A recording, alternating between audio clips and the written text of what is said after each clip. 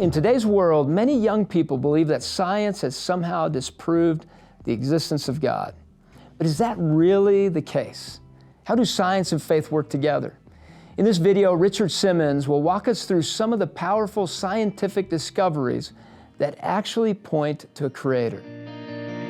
Hi, my name is Richard Simmons, and I want to talk to you today about building a foundation in the lives of your children so that they have a strong belief in the existence of God.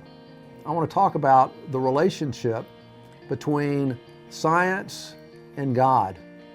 I think so many young people believe that science has proved that He does not exist. But does the latest science seem to point to the existence of God?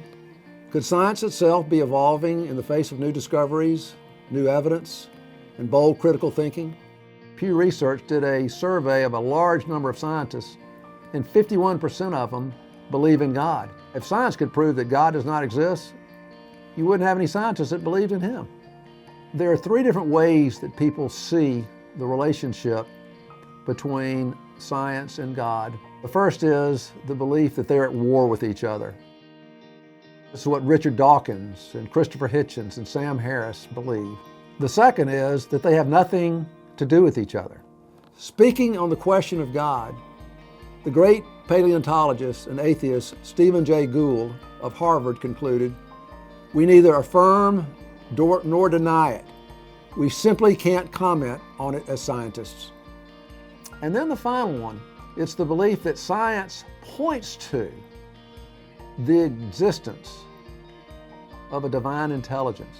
Take, for instance, DNA. One of the most notorious atheists to ever live was Anthony Flew. Flew was a very aggressive atheist. He loved to debate Christians. And then later in life, he changed his mind and shocked the world. And when he was asked why, he says, one of the main reasons is because science has pushed me in that direction. He said, particularly the discovery of DNA. And Flew said, DNA is this intricate, complicated, like computer program. He says, there's no way nature could have just produced it. There had to be a divine intelligence behind it. And so he changed his mind. A second is a discovery made by the astronomer Edwin Hubble. He was looking through his grand telescope and discovered that the galaxies were moving away from each other. You see, science always believed that the universe was static and that it was eternal. You never needed a God because it was eternal. It's always been here. Once that Hubble made this discovery, in fact, Einstein went out and looked through the telescope and agreed that he's right. It just blew cosmology apart. Because if you take these galaxies and they're expanding and they're moving away from each other, and you go back in reverse, you come to a beginning. And it's very biblical. God said, let there be light, and there was this great explosion. And that's really what the Big Bang Theory is showing us. Now, this final point is what I call theism's strongest argument. It's the fine-tuning of the universe. And even Richard Dawkins, and both he and Christopher Hitchens agreed that this is a major problem for atheism. They have no way of explaining how this happened. And what the fine-tuning basically says, and this comes from astrophysicists who all seem to agree that there are 122 variables that have to be in perfect alignment, perfect precision, in order for the universe to exist, in order for our world to exist, and for human life to exist. All 122 of these variables have to be perfectly aligned.